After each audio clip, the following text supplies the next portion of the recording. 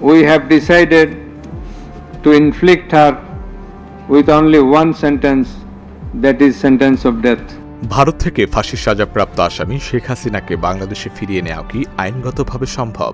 দুই দেশের মধ্যে বিদ্যমান প্রত্যাপূর্ণ চুক্তি কি যথেষ্ট পথ করে দিচ্ছে, নাকি রাজনৈতিক ও কূটনৈতিক বাধাই গুরুতর হয়ে উঠেছে? সংবাদ মাধ্যম বিবিসি সূত্র জানা যায়, ভারতের শীর্ষস্থানীয় কর্মকর্তারা বিবিসিকে আভাস দিয়েছেন এই রায়ের ফলে শেখ হাসিনাকে নিয়ে দিল্লির অবস্থান আদৌ বদলাচ্ছে না এবং তাকে বাংলাদেশের হাতে তুলে দেওয়ার কোনো প্রশ্নই উঠছে না। ভারত ও বাংলাদেশ 2013 সালে একটি প্রত্যাপূর্ণ চুক্তি সই করে। এরপর 2016 সালে চুক্তিতে একটি সংশোধনী আসে, যাতে বলা হয়েছে গ্রেফতারি ওয়ারেন্ট থাকলেই অপরাধ প্রমাণ ছাড়াই হস্তান্তর প্রক্রিয়া শুরু করা যাবে। চুক্তিতে বলা আছে, যেসব অপরাধ দুই দেশের আদালতে শাস্তিযোগ্য, সর্বনিম্ন 1 বছর কারাদণ্ড বা তার বেশি হওয়া উচিত তখন বিবেচনা করতে হয়। তবে একটি মামলা বা নেতার হস্তান্তর কেবল আইনগত ব্যাপার নয়, এতে রয়েছে রাজনৈতিক, কূটনৈতিক, গাণিতিক ভারসাম্য।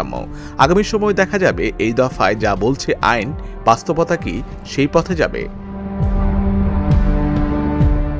কিন্তু সবসময় আইন কাঠামো যথেষ্ট নয়। চুক্তিতে রয়েছে কিছু ব্যতিক্রম, যেমন চুক্তি বলছে যদি অপরাধ রাজনৈতিক প্রকৃতির হয় তাহলে প্রত্যাপূর্ণ বাতিল হতে পারে।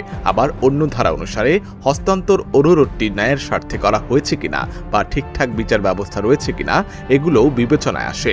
বাংলাদেশের পক্ষ থেকে আইনগত দাবি তুললেও বাস্তবে সফলতা পেতে গেলে গভীর কূটনৈতিক কাজ এবং রাজনৈতিক ইচ্ছাশক্তি অপরিহার্য। আশিক আরেফিন, ঢাকা জার্নাল।